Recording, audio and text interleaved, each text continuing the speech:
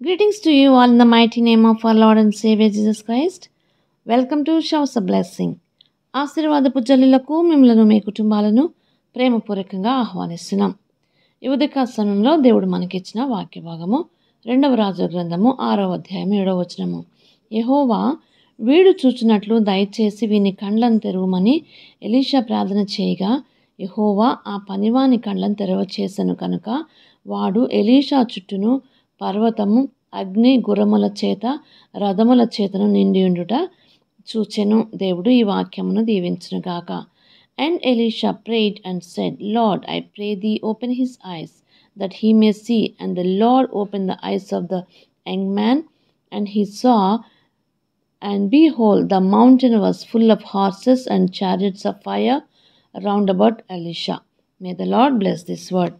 మనం చూస్తున్నాము అనేక దినముల నుంచి మరి బైబిల్ గ్రంథంలో లిఖించబడినటువంటి మరి అగ్ని అనేటువంటి విషయాలు మనం ధ్యానం చేస్తూ వస్తున్నాము.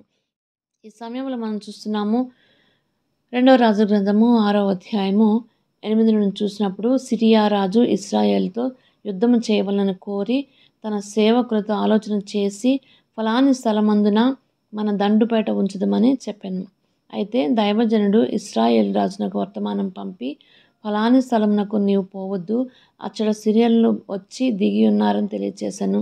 కనుక ఇశ్రాయేల్ రాజు దైవజనుడు తనకు తెలిపి హెచ్చరిక చేసిన స్థలమునకు పంపి సంగతి తెలుసుకొని తన వారిని రక్షించుకున్నాను.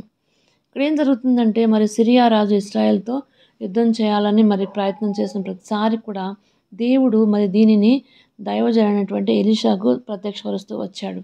అప్పుడు ఎలీషా ఇశ్రాయేల్ రాజునకు వర్తమానం పంపుతూ ఉండగా మరి వారు జాగ్రత్త పడటం మనం చూస్తూ ఉన్నాం. ప్రతిసారి కూడా ఎప్పుడు మరి సిరియా రాజు సిరియాను యుద్ధం చేయాలనుకుంటున్నారో ప్రతిసారి కూడా దేవుడు వారిని కాపాడుతూ వచ్చాడు ఎలీషా ప్రవక్త ద్వారా. కాబట్టి మరి వారికి అర్థమైంది ఏంటంటే మన వాళ్ళలో ఎవరో వీళ్ళకి ప్రతిసారి కూడా వర్తమానం పంపిస్తున్నారు అని వాళ్ళు అనుమానపడ్డారు. కానీ వారికి తెలిసింది ఏంటంటే ఇశ్రాయేల్లో ఒక ప్రవక్త ఉన్నాడు. ఆ ప్రవక్తే మరి మనం అనుకున్న ప్రతి ఒక్క పనిని ప్రతి ఒక్క ప్రయత్నమును కూడా ఇశ్రాయేల్ రాజుకు తెలియజేస్తున్నాడు అని చెప్పేసి అతనికి వర్తమానము తెలియబడింది.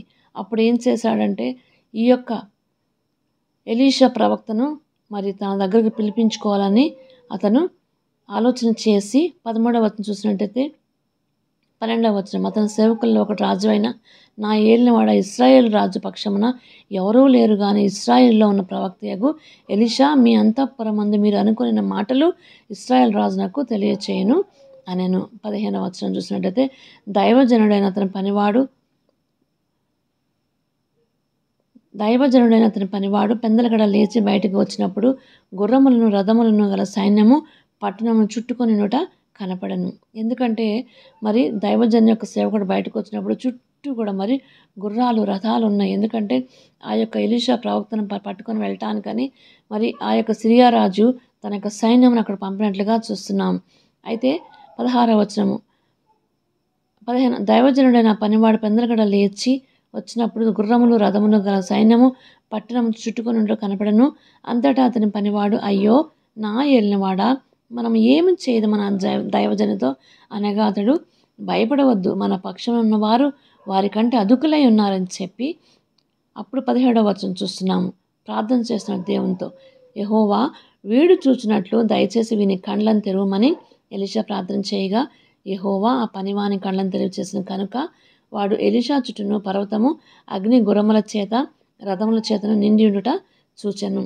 ఆ దండు వారు అతను సమీపించినప్పుడు ఎలీషా ఈ జనులను అంధత్వముతో మొత్తుమని యెహోవాను వేడుకొనగా ఆయన ఎలీషా చేసిన ప్రార్థన చొప్పున వారిని అంధత్వముతో మొత్తెను.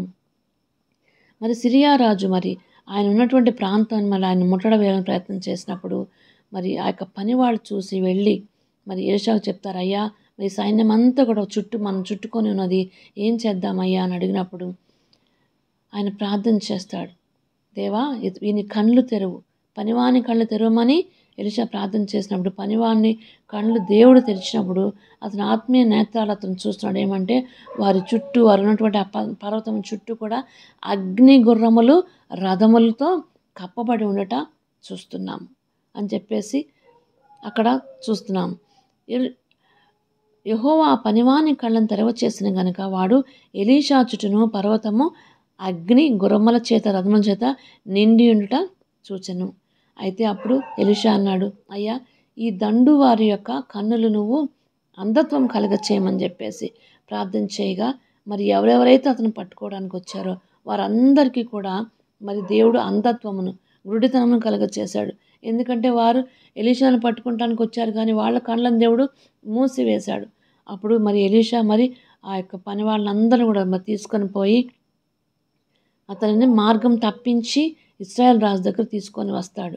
ఇశ్రాయేల్ రాజు అంటాడు, నాయన వీళ్ళని చంపుదునా అని అంటే, వద్దు, వారిని చంపొద్దు, వారికి చక్కగా భోజనం పెట్టి పంపించు అని చెప్పేసి చెప్తాడు. చూసారా, దైవ సేవకుడు మరి దేవుని యొక్క ప్రవక్త ఆ యొక్క శత్రువులను మరి అతను ఏం చేశాడండి, ఆ శత్రువుల మీద కోపం తీర్చుకోలేదు, కానీ వారికి భోజనం పెట్టి పంపించమని రాజుతో చెప్పినప్పుడు వారు అన్నపానములు పుచ్చుకొని రాజు సెలవు పొంది తమ యజమాని ఎద్దుకు పోయిరి. అప్పటి నుండి సిరియన్ల దండువారు ఇశ్రాయేల్ దేశంలోనికి వచ్చుట మానిపోయెను. హల్లెలూయా. మరి దేవుడు అగ్ని గుర్రముల రథములను తన యొక్క ప్రవక్త చుట్టూ కూడా ఉంచినట్లుగా చూస్తున్నాము. హల్లెలూయా. కాబట్టి మరి మన జీవితంలో దేవుడు అనేకసార్లు ఈ విధంగా అద్భుతంగా ఆశ్చర్యకరమైన విధంగా ఆయన మన జీవితంలో కార్యం చేసేటువంటి వాడు. మన పరిస్థితులు, మనం దేవునికి నమ్మకంగా జీవించినంతకాలం కూడా దేవుని యొక్క కాపుదల మనకు ఎల్లప్పుడూ కూడా ఉంటుంది. హల్లెలూయా. దేవుడు ఈ వాక్యం దీవించును కాక. ప్రార్థన చేసుకుందాం. మహాగణుడా, మహోన్నతుడా, మా మంచి యేసయ్య అనే పరిశుద్ధ నామమునకు స్తుతులు స్తోత్రము తండ్రి. నీకు వందనం చెల్లించుకుంటాం నాయన. ప్రభా, నా తండ్రి, నాయన ఎలీషా మీదకి ప్రభా నాయన ఆ యొక్క శత్రువులు మన దండుగా వచ్చినప్పుడు యేసయ్య ప్రభా నా తండ్రి, నా నాయన నీవు ప్రభా నా తండ్రి వారి యొక్క కళ్ళను ప్రభా నా తండ్రి యేసయ్య ప్రభా మరి ఆ పనివాని కళ్ళను తెరవ చేశావు. అలాగే మరి ఎవరైతే మరి పట్టుకోవడానికి వచ్చారో వారి యొక్క కళ్ళను మూసివేశావు తండ్రి. అవును యేసయ్య ప్రభా నాయన, నీ బిడ్డల చుట్టూ కూడా అగ్ని గుర్రముల రథములను ఉంచావు తండ్రి. హల్లెలూయా ప్రభా. ఈ విధంగా ప్రభా అనేక సార్లు నా నాయన యేసయ్య ప్రభా నా తండ్రి, నా నాయన మరి నీ ప్రజలకు క్షేమము కలిగించడానికి, నీ ప్రజలకు భద్రత కలిగించడానికి ప్రభా అగ్నిని వాడుకున్న దాన్ని బట్టి దేవా నీకే స్తోత్రములు వందనములు చెల్లించుకుంటున్నాం దేవా. యేసయ్య ప్రభా నా తండ్రి, మా జీవితంలో ప్రభా అనేకమైన పరిస్థితుల్లో మీరు మాకు తోడుగా నడిపించేటువంటి దేవుడు అని నాయన ప్రభా. శత్రువులు ప్రభా సిగ్గును కలిగించేటువంటి దేవుడవు ప్రభా. మీరు మాకు విజయం కలిగించే దేవుడు అని నాయన నీకే స్తోత్రం వందనం చెల్లించుకుంటూ యేసు పరిశుద్ధ నామంలో ప్రార్థించి వేడుకుంటున్నాం తండ్రి. ఆమేన్. ఆమేన్.